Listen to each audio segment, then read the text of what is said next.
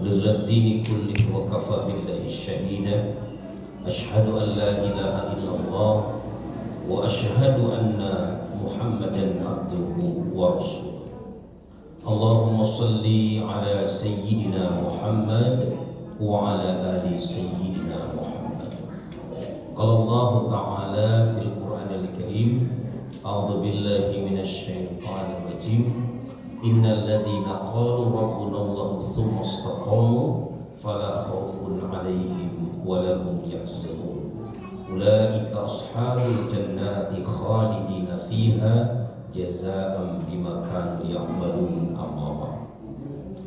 Bapak-bapak, ibu-ibu, adik-adik yang dirahmati Allah, mari kita bersyukur kepada Allah Subhanahu wa Ta'ala. Pada kesempatan pagi hari ini atas izin Allah kita dipertemukan dalam pengajian yang mulia ini.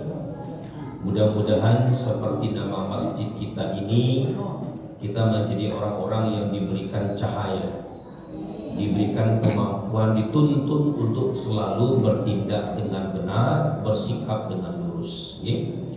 Terlebih tadi sudah dihibur sama ibu-ibu hadrah. Suaranya saya dengar dari tadi seperti 11-12 dengan sabian Bapak Ibu. Tinggal tunggu undangan saja. Insya Allah nanti tarifnya tinggi ya. Yang kedua, sholawat dan salam mari kita haturkan kepada suri tauladan kita, baginda Rasulullah SAW beserta segenap keluarganya yang mulia, sahabat-sahabatnya yang terkasih, dan semoga kelak dengan izin Allah kita mendapatkan syafaat dari beliau manakala kita kembali kepada Allah Subhanahu wa Ta'ala. Bapak Ibu yang dirahmati Allah, kali ini kajiannya spesial nih, dalam rangka kita juga memperingati Maulid Nabi besar Muhammad sallallahu alaihi wasallam. Karena kalau kita mau mengandalkan ibadah kita Bapak Ibu, sebenarnya ibadah kita ini banyak cacatnya. Betul nggak Bu? Ayo jujur, jangan ada dusta di antara kita. Siapa tadi yang sholat subuhnya khusyuk 100%? Mulai dari takbiratul ihram sampai salam pikirannya nggak kesana kemari Bapak Ibu. Ada? Saya nggak berani ngacung ya Bapak Ibu. Celengan kalau lewat Bapak Ibu, yang lebih sering keluar yang warna merah, warna biru, atau warna abu-abu? Abu-abu. Betul nggih? Puasa, tiap tahun puasa rasanya habis puasa cuma dapat lapar dan haus, nggih? Betul Bu? Jadi kalau kita mengandalkan ibadah kita tersebut, rasanya malu kita persembahkan kepada Allah Subhanahu wa Ta'ala. Ya Pak ya? Nah, maka Bapak Ibu kita berharap kita mendapatkan syafaat dari baginda Rasulullah. Insya Allah ya, kita semua menjadi orang-orang yang mendapatkan syafaat dari beliau. Nah, cuma Bapak Ibu, dalam maulid ini memang kita perlu belajar. Belajar apa Bapak Ibu sekalian? Belajar tentang bagaimana meneladani, bagaimana menjadi pribadi-pribadi yang mencintai dan dicintai oleh Rasulullah. Ada cerita Bapak Ibu. Jadi suatu hari baginda Rasulullah itu nanya kepada para sahabat, sahabatku sekalian, menurut kalian siapa makhluk yang menakjubkan keimanannya itu? Para sahabat jawab Bapak Ibu, ya Rasul, yang menakjubkan itu adalah para malaikat. Kata Nabi, bagaimana mungkin mereka tidak beriman? Mereka senantiasa menjalankan perintah Allah, tidak sedetik pun mereka, sekejap pun mereka berpaling dari Allah Subhanahu wa Ta'ala. Kalau begitu ya Rasulullah, yang menakjubkan keimanan itu adalah para nabi dan rasulnya. Apa kata Rasulullah? Bagaimana mungkin mereka tidak beriman kepada Allah, sementara mereka itu senantiasa diberikan firman-firman Allah dan menyampaikannya kepada umat. Ya Rasul, kalau begitu yang menakjubkan imannya itu adalah kami para sahabat-sahabatmu ini. Bapak Ibu, apa kata Rasulullah? Bagaimana mungkin kalian tidak beriman kalian hidup bersamaku, kalian menyaksikan apa yang kusaksikan. Ya. Nah, akhirnya Bapak Ibu, para sahabat balik nanya, ya Rasul, kalau begitu siapa yang menakjubkan keimanannya itu? Kata Rasulullah, yang menakjubkan keimanannya itu adalah umatku yang datang di kemudian hari. Mereka tidak pernah berjumpa denganku, tapi mereka benar-benar mengimani ajaranku. Aku merindukan mereka, mereka lah saudara-saudara. Jadi Bapak Ibu, siapa yang dikatakan Rasulullah? Betul gak? Belum pernah ketemu, betul Pak? Belum pernah melihat beliau, tapi Bapak Ibu insya Allah kita mencintai baginda Rasulullah. Nah, saya doakan mudah-mudahan Bapak Ibu semuanya berkesempatan datang ke Masjid Nabawi. Sudah belum? Belum ya Bu? Kalau sudah alhamdulillah. Kalau belum, kemarin sudah saya doakan Bapak Ibu. Nah ya, pas saya ke Tanah Suci, saya di Raudhah. Raudhah itu Bu, tempat Bapak Ibu antara mimbar Rasulullah dan makam Rasulullah. Insya Allah di situ Pak, doanya mustajab. Bapak Ibu insya Allah dikabulkan doanya. Dan di situ saya berdoa, ya Allah, semoga jamaah masjid yang suka ngundang saya juga datang ke sini, gitu ya. Nah, karena Anur sudah ngundang beberapa kali, ya insya Allah nunggu jatah Bapak Ibu, sabar aja, gitu ya. Insya Allah. Jadi Bapak Ibu, insya Allah kita ini orang yang dirindukan Rasulullah. Nah, cuma Bapak Ibu, tentu ada waktu yang harus kita kerjakan agar kita benar-benar menjadi pecintanya baginda Rasulullah. Yang pertama Bapak Ibu, tentu saja amalan yang harus kita lakukan itu adalah kita banyak-banyak bersolawat kepada baginda Rasulullah. Ya Pak Nggih? Nah, ada cerita nih Pak. Yang cerita bukan saya Pak, cerita dari Sufyan As-Tsauri, seorang tokoh besar, seorang ulama yang hidup pada masa itu. Ya. Beliau ini Bapak Ibu suatu hari melaksanakan ibadah haji. Ya Pak ya. Nah, sepanjang perjalanan itu beliau bertemu dengan seseorang Pak. Di setiap ritual hajinya itu dia selalu menyelipkan sholawat kepada baginda Rasulullah. Nah, melihat itu Bapak Ibu, beliau ini kepo bahasa kita itu Pak. Nanya, Pak, jenengan itu kok suka baca sholawat, kenapa Pak? Nah ini Pak. Ya. Lalu orang ini balik nanya, kamu siapa? Jadi orang ini gak kenal. Kalau di hadapannya itu tokoh besar, ulama besar namanya Sufyan As-Tsauri. Dijawab oleh beliau, saya Sufyan As-Tsauri. Rendah hati.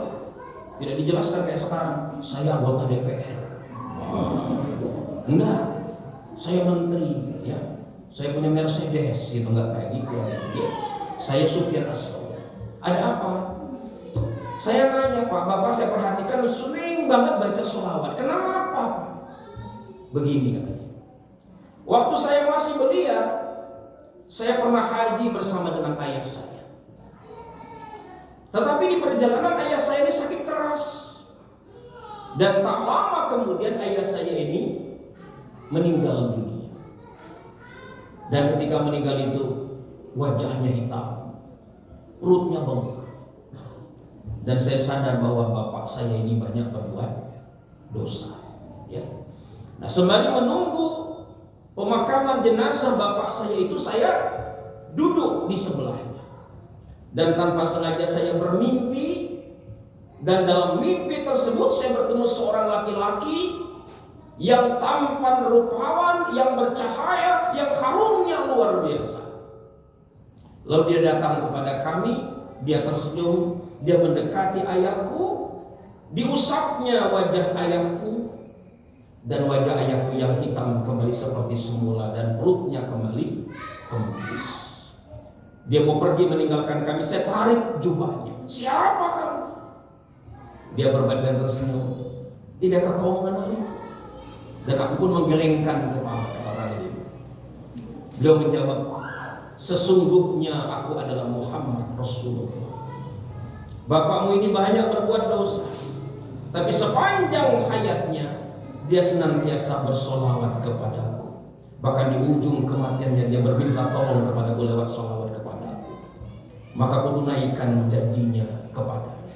Ya, maka Bapak Ibu terbangun orang ini, dan ketika dia terbangun dia melihat jenazah bapaknya ini, Bapak Ibu, wajahnya kembali putih dan perutnya kempis.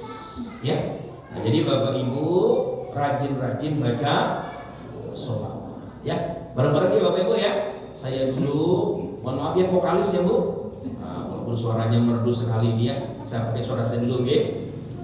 Sallallahu ala Muhammad, sallallahu alaihi wasallam, sallallahu ala Muhammad, sallallahu alaihi wasallam. Sama-sama yuk. Sallallahu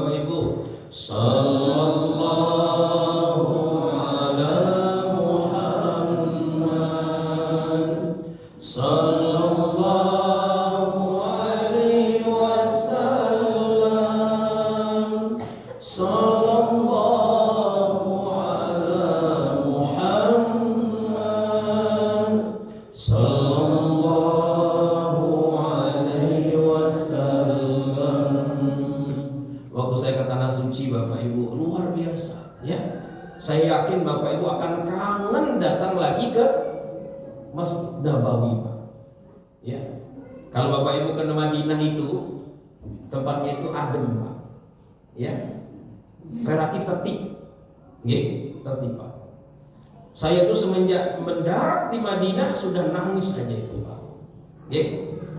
Dan selalu ketika mau menuju dari Masjid Nabawi menuju ke Masjidil Haram, Bapak Ibu, rasanya berat sekali ya. Betapa kita berharap betul cinta kita kepada baginda Rasul.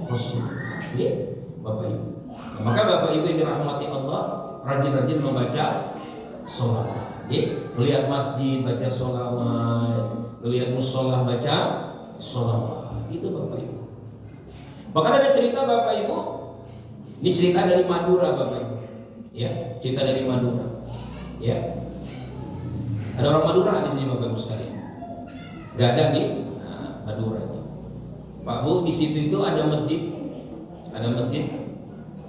di salah satu tempat ada masjid. Di masjid itu ada pohon besar Bapak Ibu, pohon besar.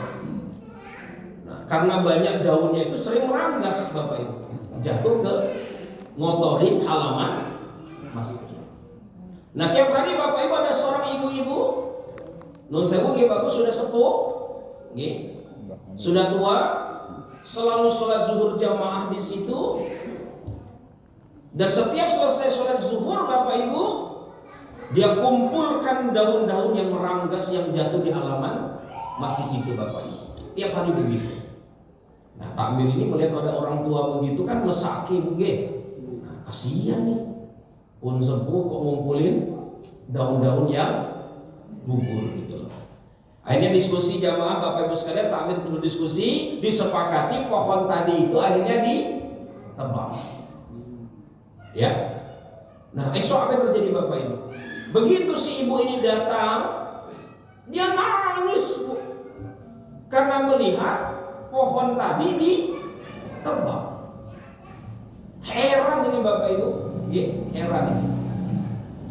Nah, jamaah heran lalu kemudian ngutus Pak Kiai, tolong jenengan yang temui, tenangkan, tanyakan kenapa ibu itu nangis-nangis saya begitu.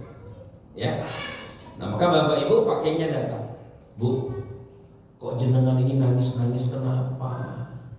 Kami nebang pohon ini supaya jenengan itu nggak repot-repot, nggak capek. Dijawab Pak Bu oleh si ibu ini.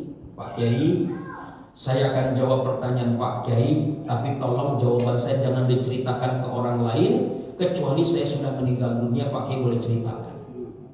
Siap Bu, saya tidak akan menceritakannya. Nah Bapak Ibu, Pak Kiainya sekarang, ibunya itu sudah meninggal dunia sekarang. Berarti saya boleh menceritakannya sama Bapak Ibu. Nah, ya Pak ya. Apa jawaban si ibu ini? Pak Kiai, saya ini dosanya banyak, amal saya dikit Pak Kiai. Maka ketika saya sholat di sini, selepas sholat saya kumpulkan daun-daun tersebut, saya tempatkan di tempat sampah Pak Kiai. Tiap daun yang saya letakkan tersebut, saya bacakan sholawat kepada baginda Rasulullah. Karena saya berharap saya menjadi pengikut beliau, pecinta beliau ya Pak Kiai. Itulah cara saya mencintai baginda Rasulullah. Bu, ya, saya baca cerita ini luar biasa. Ya, ada orang yang demikian sederhana hidupnya, tetapi mencintai Rasulullah dengan cara yang semacam itu. Nah, Bapak Ibu ya nggak mesti jenengan habis ngumpulin sampah baca sholawat, nggak mesti juga. Tapi itulah ekspresi cinta orang kepada baginda Rasul. Tapi nggak cukup hanya sholawat. Apa Bapak Ibu? Yang kedua Bapak Ibu, kita harus belajar meneladani baginda Rasul. Kalau cari contoh itu Pak, Bu, contoh orang yang sudah selesai hidupnya. Jangan contoh orang yang belum meninggal. Kenapa Bapak Ibu? Belum tentu hari ini dia baik, ujungnya baik. Betul Pak? Belum tentu hari ini dia jelek, ujungnya jelek. Belum tentu, ya kan? Bisa jadi hari ini dia baik, ujungnya tidak baik, ya kan? Ada orang yang tidak baik hari ini, ujungnya baik. Maka Bapak Ibu cari yang sudah selesai. Dan contoh terbaik itu adalah baginda Rasulullah. Ya, makanya teladani. Ya, contohnya Bapak Bu, contohnya. Ya, contoh yang sangat luar biasa itu. Suatu ketika Bapak Ibu ada cerita, Nabi itu tiap hari datang ke pasar. Ya, bukan cerita bukan Nabi. Ada seorang seorang pengemis tua Pak Bu. Orang Yahudi nongkrongnya di pasar Madinah Bapak Ibu. Ya, sudah buta Pak, buta Yahudi nongkrong di pasar. Kerjaannya Bapak Ibu minta sembari menghina Rasulullah, menghina Nabi. Muhammad itu pendusta, Muhammad itu begini begitu ya, dia hina Rasulullah. Tapi tiap hari Bapak Ibu ada seorang pria datang membawakan makanan kepada orang tersebut, ya, disuapinya sampai kenyang Bapak Ibu. Dan orang ini tidak berkata sepatah kata. Sampai akhirnya Bapak Ibu orang tersebut gak datang lagi. Selang beberapa hari kemudian datang laki-laki lain membawakan makanan, nyuapin pengemis ini. Jika disuapin ditepisnya tangannya. Kamu siapa? Orang yang datang padaku tiap hari itu selalu melembutkan dulu roti yang dia suapkan ke perutku ini. Kamu bukan orang itu, kamu siapa? Dijawab oleh orang ini, saya memang bukan orang itu. Orang itu sekarang sudah meninggal dunia. Saya Abu Bakar. Lalu siapa orang yang datang setiap hari kepadaku, menyuapiku dan tidak pernah berkata sepatah kata pun itu? Abu Bakar menjawab, orang itu adalah Muhammad Rasulullah. Dan hari ini orangnya sudah meninggal dunia. Ya, Bapak Ibu, orang ini nangis sejadi-jadinya. Ternyata orang yang dia hina, orang yang dia rendahkan itu adalah baginda Rasul. Nah, kalau Bapak Ibu mau nggak kayak begitu kira-kira? Sorry dori mori ya, Bu ya, di kamplongnya malah Bu ya, gitu. Kayak hari ini Pak ya. Rakyat lagi marah toh Pak. Saya dipantau istri saya terus, Bu ya aman gitu kan ya. Kemana-mana saya diawasi oleh istri saya itu ya. Takut betul kehilangan saya Bapak Ibu sekalian. Ya. Gitu. Karena Jogja lagi nggak aman, betul ya. Maka Bapak Ibu jangan ke Polda dulu, jangan ke Jalan Magelang lewat Polres ya Pak Bu ya. Jangan dulu lewat Bundaran UGM ya Bu. Jangan ke titik 0 Ini kalau nggak bisa dimilih, bisa juga ke Kisruhan lagi nih Pak ya. Rusun 98 terulang lagi nih Bapak Ibu sekalian. Ya karena rakyat marah kan. Ada ojol namanya siapa tuh Pak? Afan. Kita doakan semoga husnul khatimah ya Bu ya. Dilindas ya, meninggal Bapak Ibu. Ya. Ini apa yang terjadi itu? Anggota DPR pada takutan dong, dijarah rumahnya dibakar oleh massa itu. Itulah buah dari kesombongan. Innallaha la yuhibbu kulla mukhtalin fakhur. Allah enggak suka dengan orang yang sombong dan membanggakan diri. Ya, teladani Bu. Teladani Rasulullah contohnya kayak tadi itu. Jadi Nabi itu luar biasa, pemaaf, penyantun dan luar biasa. Maka apa yang disampaikan Rasulullah, pesan Rasulullah itu ibu bapak amalkan. Nah, saya mau ngambil satu bagian aja Pak. Dalam kitab Tambihul Ghafilin yang ditulis oleh Imam Abu Layth As-Samarkandi. Ini pesan Rasulullah Pak ya. Apa pesan Rasulullah? Allah itu Bapak Ibu sangat senang dengan sekelompok orang, sangat tidak suka dengan sekelompok orang. Ya Pak ya. Siapa yang tidak disenangi Rasulullah, disenangi Allah Bapak Ibu? Yang pertama, Allah tidak senang dengan orang yang fasik kata Rasulullah. Tapi Allah lebih tidak senang dengan orang tua yang fasik Pak. Fasik itu Bapak Ibu sederhananya begini. Tahu ini benar, tahu ini salah. Yang benar tidak diikuti, yang salah malah dikerjakan. Tahu ini baik, tahu itu buruk, yang baik tidak diikuti, yang buruk malah dikerjakan dengan doyan. Itu fasik Pak. Contohnya Bapak Ibu sekalian, tahu sholat itu wajib, ninggalin sholat.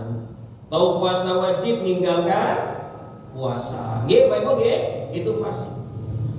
Tapi Allah lebih tidak suka kalau Bapak Ibu sudah tua tetap fasik. Nah, jenengan sudah tua belum? Sudah tua belum Bapak Ibu? Oh diem ini. Tua atau belum ini Pak? Tua nih. Sudah tua. Usia tua itu dalam Islam itu batasannya 40 tahun ke atas Pak. Jenengan sudah 40 tahun belum? Pun 12 nih Bu. Sudah kepala 6 belum? Lebih. Nah, kalau lebih Bapak Ibu sudah mepet waktunya itu, bukan hanya mepet tapi mepet Pak ya, mepet nggak lama lagi. Ada ceritakan di Ratul Nasihin itu. Suatu ketika Bapak Ibu Nabi Musa pesan sama malaikat Israel Pak, request. Israel, besok kalau kamu mengambil nyawaku kasih tahu dulu ya. Bayangkan Pak Bu, Nabi request sama malaikat. Nah, dijawab malaikat Israel, siap bro, kira-kira begini, siap bro. Nah sekian puluh tahun kemudian datang Bapak Ibu, Israel datang kepada Nabi Musa, ya Musa, hari ini aku diutus Allah untuk mengambil nyawamu. Apa kata Nabi Musa? Kan sudah saya bilang kasih tahu dulu, enak aja lo, kira-kira begitu Pak ya. Nah, dijawab Bapak Ibu sekalian sama malaikat Israel. Ya Musa, tidakkah kau lihat rambutmu yang sudah mulai memutih, kulitmu yang mulai keriput, tubuhmu yang makin rentah? Itu semua pesan dariku. Aku akan datang menjemputmu. Bahasa kita skakmat Bapak Ibu. Nah, Bapak Ibu sudah belum? Rambut meninggal penuhnya hitam sudah belum? Sudah. Kulitnya keriput sudah belum? Sudah. Apalagi tadi badannya sudah mulai ringkih belum? Sudah. Ngomong aja tadi senderan. Itu Pak. Gigi permisi satu demi satu. Mata sudah sering salah lihat, istri orang dikira istri sendiri Bapak Ibu. Itu contoh loh Pak. Di luar sana Pak, di sini boten. Sebaliknya Bapak Ibu, kata Rasulullah, Allah senang dengan orang yang bertakwa, tapi Allah lebih senang dengan anak muda yang bertakwa. Ya. Jadi kalau Bapak Ibu, ibu-ibu masih muda-muda nih, Mahmud, mamah muda Bu, ya, masih di bawah 40 tahun Pak, takwa kepada Allah, semua perintah Allah dijalankan, larangan Allah ditinggalkan, Allah senang banget dengan Bapak, dengan orang kayak begitu Bapak Ibu, ya. Makanya Bapak-bapak, Ibu-ibu yang sudah punya anak, punya cucu, selalu doakan anaknya menjadi anak yang saleh dan saleh. Nggih, minimal baca Rabbi habli minas sholihin, Rabbana hab lana min azwajina wa dzurriyyatina dan seterusnya. Nggih, bacakan itu. Clear ya Bapak Ibu ya? Allah tidak suka dengan orang yang fasik, tapi Allah lebih tidak suka dengan orang tua yang fasik. Allah senang dengan orang yang bertakwa, tapi Allah lebih senang dengan orang muda, anak muda yang bertakwa. Yang kedua, Allah tidak suka dengan orang yang kikir, tapi Allah lebih tidak suka dengan orang kaya yang kikir. Kikir, pelit, medit itu Pak, itu gak disukai oleh Allah. Ada yang suka mancing Pak di sini Pak? Ada nggih? Mancing mania nih Bapak Ibu. Kalau bapak-bapak mancing itu Pak, cari kolam, mesti kolamnya yang bagus ya Pak ya. Nah, ciri kolam yang bagus itu cirinya apa? Salurannya lancar ya Pak ya. Ada aliran masuk, ada aliran keluar. Betul ya Bu, Bapak? Kalau cuma ada aliran masuk, nggak ada aliran keluar, bagus nggak kolamnya Pak? Tidak bagus. Nggih? Lama-lama dia menjadi ekosistem yang buruk. Ikannya pada mati karena sirkulasinya tidak sehat. Betul ya Bapak Ibu? Sami. Kalau jenengan itu kemudian kikir, pelit Pak, itu seperti kolam yang tadi. Jiwanya tidak sehat, jiwanya sempit. Maka ada yang masuk, harus ada yang keluar. Jangan pelit. Ya, jangan pelit. Jangan kikir. Ya. Orang kikir itu tidak disukai oleh Allah Subhanahu wa taala dan Rasulullah. Nah, sebaliknya Bapak Ibu ditambah Rasulullah, kalau sudah kaya, pelit Pak, itu keterlaluan. Mudah-mudahan Bapak Ibu jadi orang yang kaya semua ini. Ya Pak, dompetnya tebal. Tidak kikir ya Pak ya. Sekarang dompetnya lagi tebal lagi tipis nih kira-kira. Tipis. Tanggal berapa sih ini? Oh iya 31 Bu, tipis ya. Saya doakan setelah ini langsung tebal. Perkara isinya kertas ya buat apa-apa Bu.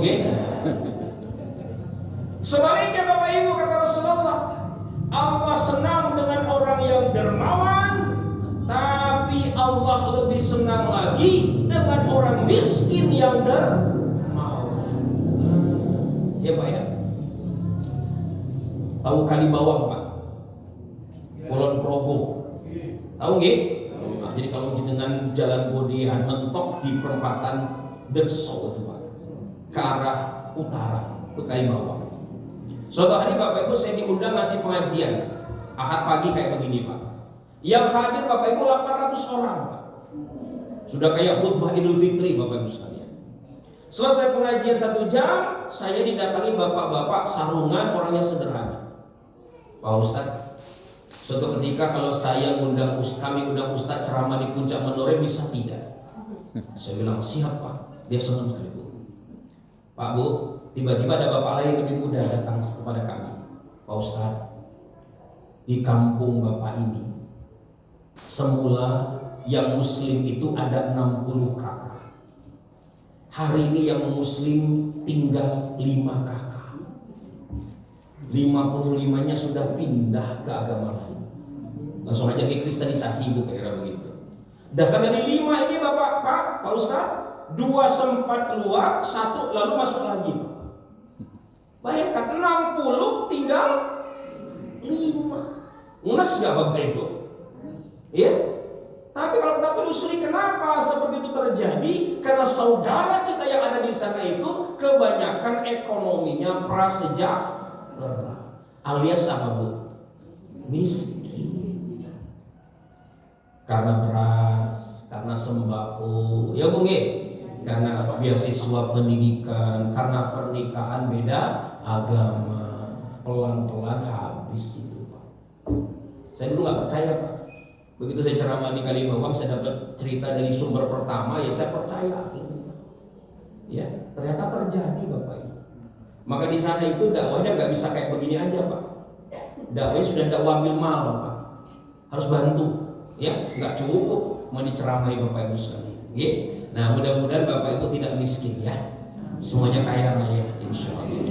Nah tapi kaya yang paling hakiki itu kaya dari mentalnya. Ya Bu ya, kita boleh miskin Pak, tapi jangan punya mental miskin. Apa mental miskin Bu? Minta-minta. Ya, jadilah orang yang mental kaya. Mental kaya itu tangan di atas, bukan tangan di bawah. Nah kalau Bapak Ibu walaupun terbatas dompetnya ya enggak tebel-tebel amat Bu, tapi senang memberi, ya Allah, itu Allah senang sekali dengan Bapak Ibu sekalian. Ya. Nah maka Bapak Ibu jangan menggerutung ya. Yang namanya hidup di kampung, kadang harus ada keluar duit seripahan, betul Bu? Tetangga hitan, yuk keluar duit lagi, betul nggak Bu? Tetangga nikah lagi 2 kali, datang lagi nyumbang, betul Bu ya? Nah, ada Bu yang menggerutuk sumbangan dulu ini, betul nggak? Nah, kalau jenengan nggak mau sumbangan ya jangan tinggal di sini. Tinggal di mana Bu? Bapak? Di hutan Gunung Kidul Pak, nggak ada sumbangan, ya kan? Nah jadi ada kalanya jenengan dibantu, ada kalanya jenengan ikut membantu itu. Lihat ya Bapak Ibu ya. Nah jadi Allah tidak suka dengan orang yang kikir, tapi Allah lebih tidak suka dengan orang kaya yang kikir, kata Rasulullah. Allah senang dengan orang yang dermawan, tapi Allah lebih senang dengan orang kaya yang dermawan. Yang ketiga nih Pak, yang terakhir nih. Apa kata Rasulullah? Allah senang dengan orang, Allah tidak suka dengan orang yang sombong, tapi Allah lebih tidak suka dengan orang miskin yang sombong, Bapak Ibu. Sombong itu nggak boleh Pak. Kalau Imam Al-Ghazali membagi 2 tuh, sombong duniawi, sombong ukhrawi. Sombong duniawi apa Bu? Misalnya cantik, ganteng, ya Pak ya. Biasanya kalau Bapak Ibu ganteng cantik itu kan jadi besar kepala ya kan. Saya ganteng, saya cantik nih, sombong. Tapi Allah Maha Adil ya Pak ya. Biasanya kalau orang cantik banget, ganteng banget, agak ohon Bapak Ibu. Kalau orang biasa-biasa aja, biasanya pintar Bapak Ibu. Nah alhamdulillah saya biasa-biasa aja Bapak Ibu sekalian. Ada lagi sombong apa Bu? Sombong dengan jabatan, betul nggak? Tiba-tiba didaulat jadi anggota DPR misalnya begitu. Iya DPR lagi misalnya gitu. Dulu gotong royong bareng, dulu ikut pengajian, ya kan? Dulu ikut arisan. Setelah statusnya naik jadi nggak pernah muncul, nggak pernah gabung lagi. Betul Bapak Ibu? Nah yang begini ini sombong juga. Ya, ada sombong karena turunan.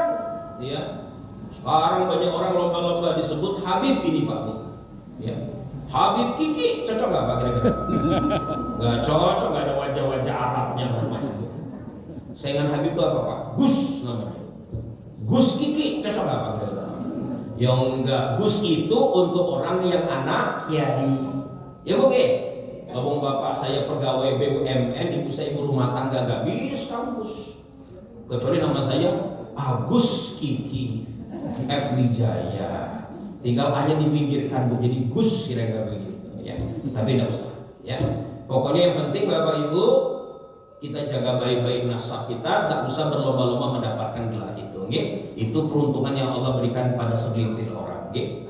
Tapi jangan lupa Bapak Ibu, ada sombong dalam urusan ukhrawi.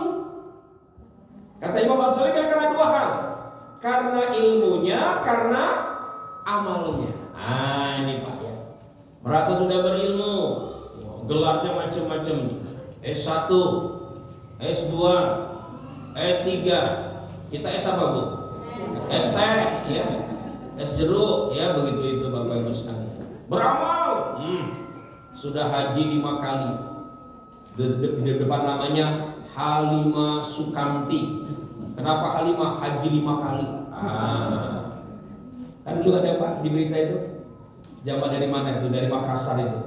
Begitu keluar dari mobil langsung bawaannya gimana Pak? Emas semua ya. Emas, pakai emas. Waduh luar biasa Bapak Ibu. Nah Bapak Ibu hati-hati. Puncaknya Pak, kalau dua ini sombong terbagi berkumpul pada kita, namanya ujub, Bapak Ibu. Ya, ujub itu merasa suci, merasa saleh, merasa paling baik. Ya Pak G? Tapi Pak, Nabi mengatakan tadi, Allah lebih tidak suka dengan orang miskin sombong. Kalau kaya sombong wajar gak Pak? Wajar. Ini miskin sombong. Kalau bahasa Bang Roma, terlalu. Loh kok bisa Pak? Bisa Bu. Contohnya apa Bu? Contohnya ibu-ibu datang ke Sleman City Hall sama bapak, ngeliat ada mobil Robicon. Pak, fotoin ya. Bapaknya pasang kamera, ibu gaya. Sudah Pak, sudah. Ceklik. Nah, di-upload.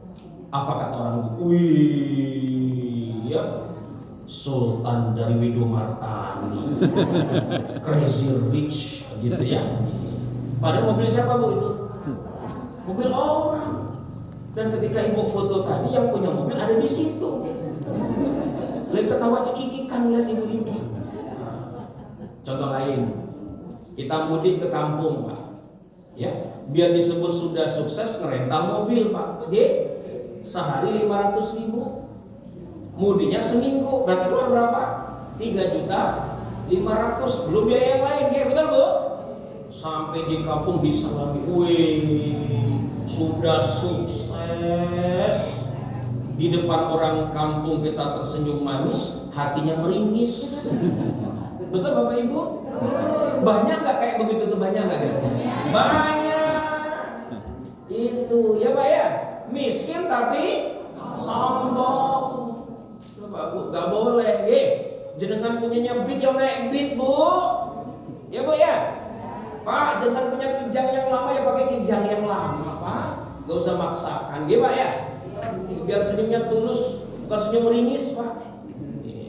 Nah yang terakhir Bapak Ibu, kata Rasulullah, Allah suka dengan orang yang rendah hati, tapi Allah lebih senang dengan orang kaya yang rendah hati.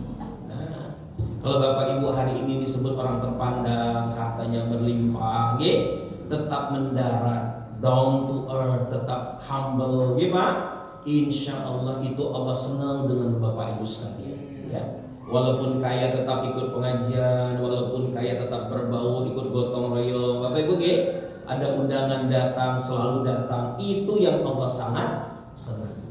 Udah Pak, 3 ini saja Bapak Ibu amalkan, insya Allah Bapak Ibu meneladani baginda Rasul. Ya, apa itu Bapak Ibu? Bertakwa, senang berbagi, rendah tiru, ya. Jalankan semampu Bapak Ibu, insya Allah Bapak Ibu menjadi orang yang dicintai Allah, dicintai Rasul. Nah begitu Bapak Ibu, terima kasih atas perhatiannya. Itulah uraian yang bisa saya sampaikan untuk memberikan asupan terhadap hati kita, sekaligus ya bagaimana jalan kita mencintai baginda Rasul. Ya, terima kasih atas perhatiannya. Saya kembalikan kepada Bapak pembawa acara. Saya pungkasi, wassalamualaikum warahmatullahi wabarakatuh.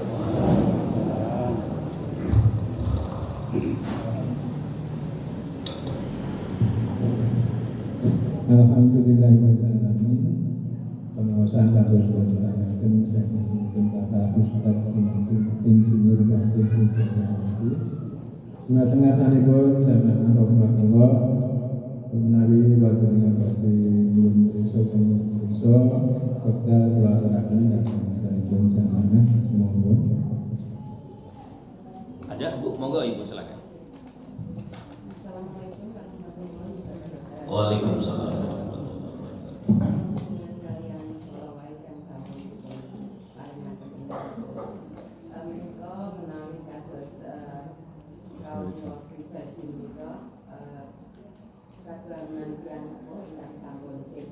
Lajeng ingkang sae menika dipun kinton waosan Al-Qur'an menapa sholawat menika menapa kados kalihipun.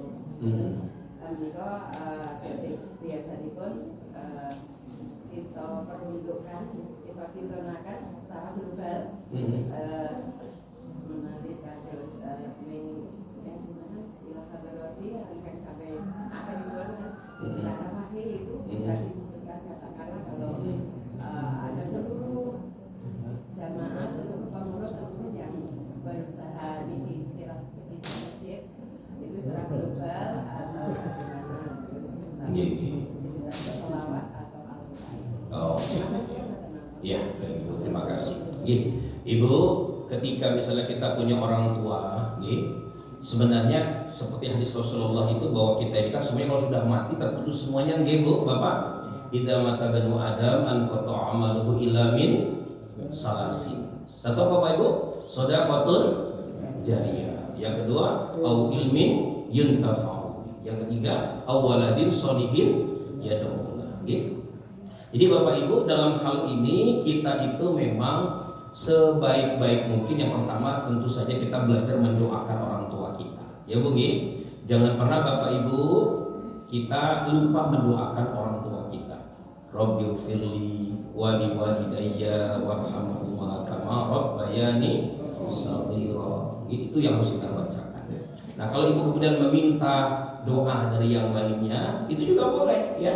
Karena kita kadang tidak pernah tahu dari lisan mana doa tersebut akan diterima oleh Allah Subhanahu wa taala. Ditambah dengan amalan, misalnya Ibu ngaji, ya Ibu baca Quran, Ibu baca sholawat, ya diperuntukkan bagi orang tua kita. Insya Allah itu juga baik, ya.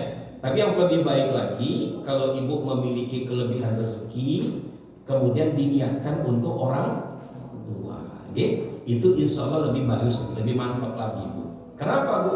Karena ketika kita memberikan sebagian harta kita itu, Bapak Ibu, kita berjuang kan, berjuang untuk melakukannya. Bukan berarti baca sholawat dan ngaji tidak berjuang, tapi rasanya usahanya lebih besar kan. Kalau Ibu punya uang, punya rezeki, kemudian diniatkan untuk orang tua kita. Karena pada yang sama Ibu juga membawa rasa kikir di hati Ibu itu. Ada cerita Bapak Ibu, ini Fadul Razi pernah cerita itu. Ada ulama di hadapan jamaahnya cerita, Bapak Ibu, ketika seorang hamba Allah hendak berbagi itu ada 100 syaitan yang menghalangi dia sehingga dia tidak jadi berbagi dengan orang lain. Nah, ada jamaah Pak Ngacung, Ustaz, Pak Yai, saya bisa mengalahkan 100 syaitan itu. Dia pamit Bapak Ibu pulang ke rumahnya. Sampai di rumah ketemu gandum, Pak, sekarang gandum. Nah, dia bokong Pak mau keluar rumah. Istrinya ngelihat Bapak Ibu sekalian, mau dibawa kemana nih gandum? Kata suaminya, saya mau kasih sama orang yang membutuhkan nyawa istriku. Apa kata istrinya? Jangan.